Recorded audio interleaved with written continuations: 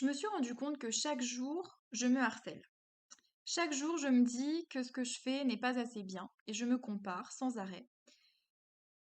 C'est très difficile à vivre et parfois j'ai même l'impression que mon âme a envie de sortir de mon corps parce qu'elle n'est pas assez bien là où elle est. Et ça me condamne à la peur de l'échec et ça m'empêche de vivre. Donc je me suis interrogée de savoir pourquoi est-ce que je m'infligeais ça. Et je te pose aussi la question, pourquoi est-ce que tu t'infliges ça si tu es concerné? Donc bienvenue dans ce dossier sans complexe, la perfection me tue. Aujourd'hui, je te propose le chapitre 1 qui s'intitule Le harcèlement moral.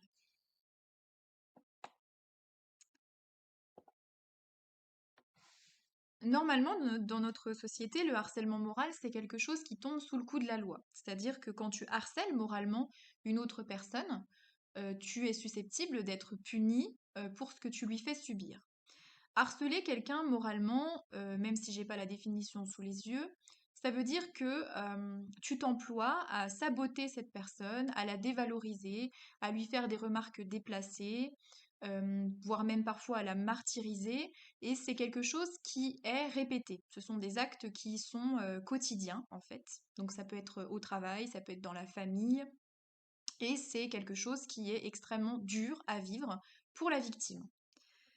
Eh bien, figure-toi que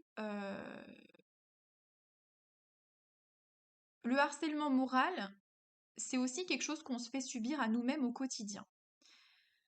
Alors ici, je ne parle pas du regard des autres ou du jugement de mon entourage sur ce que je suis, mais bien de ce que moi je pense de moi-même, hein, de comment je me critique, comment je me juge et comment je me regarde au quotidien, la façon dont moi je me perçois. Et ce harcèlement moral, il se matérialise par une sorte de petite voix qui te murmure à l'oreille de temps en temps: «Ah non, ce que tu fais, ça va pas là. Oui, bah écoute, t'as beau essayer, tu seras pas aussi bien que cette fille, hein. Puis regarde un peu comment c'est sale chez toi, t'aurais pu ranger quand même un peu, hein. Franchement, ça fait crado, hein. Tu devrais avoir honte de ce que tu fais. Tu t'occupes pas assez de tes enfants. Oh bah écoute, tu vas pas acheter cette jupe quand même, tu sais très bien que tu vas pas la porter, puis de toute façon ça ne te va pas, t'es pas faite pour porter ces choses-là. Ce sont des exemples, en fait, qui sont issus de plusieurs situations de la vie quotidienne. Et c'est comme si tu avais constamment à côté de toi un personnage qui te rabaisse et qui te décourage à chaque pensée et à chaque action. Sauf qu'en fait, ce personnage, c'est toi. Alors, c'est pas toi en tant que tel, c'est plutôt une partie de toi. Donc il y a certains qui vont l'appeler l'ego, donc l'ego négatif, d'autres qui vont appeler ça les croyances. Moi, j'aime bien l'appeler le petit juge parce que j'avais lu ça dans un livre et que j'avais trouvé ça super pertinent.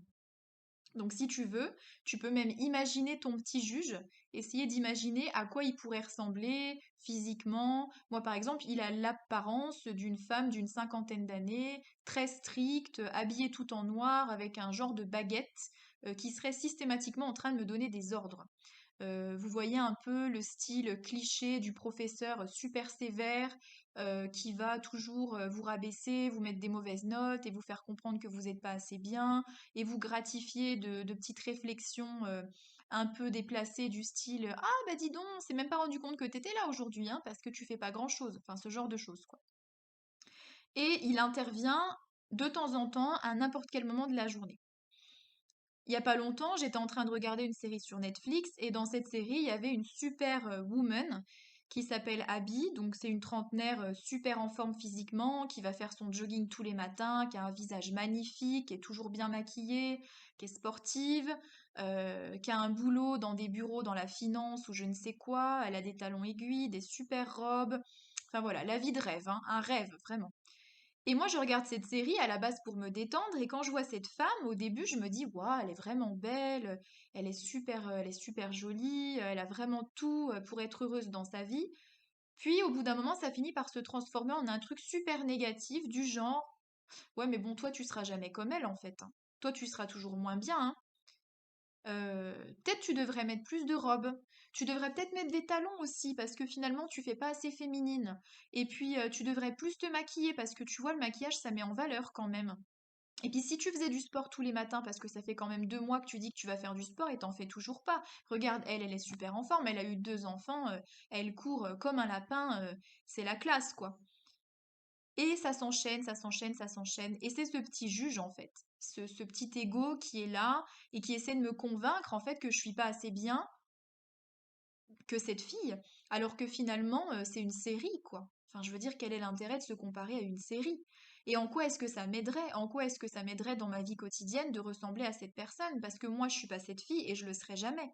Mais quand même, soudainement, je voudrais tout changer de ma vie, tout changer de mon physique. Limite, je voudrais me vendre pour être comme elle. Et j'éprouve absolument plus aucun plaisir à regarder cette série parce qu'en fait, ça me dégoûte. Ça me dégoûte parce que déjà, je me rends compte que je suis pas comme elle, mais ce qui est logique, hein, puisque chaque individu est unique. Et puis en plus de ça, j'y prends plus de plaisir parce que dans ma tête, j'ai ce petit juge qui est là et qui m'emmerde pendant que je regarde ma série et que je voudrais juste profiter. Donc ça me casse mon plaisir en fait, ce harcèlement moral-là.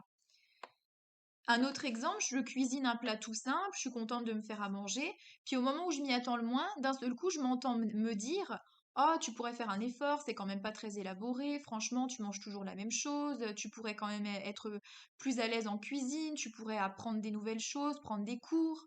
Et en fait, d'un seul coup, je prends plaisir à me préparer mon petit plat, je suis contente de manger mon omelette et tout, et ça se transforme dans ma tête en c'est pas assez bien, tu devrais faire un plat de chef 4 étoiles comme Cyril Lignac.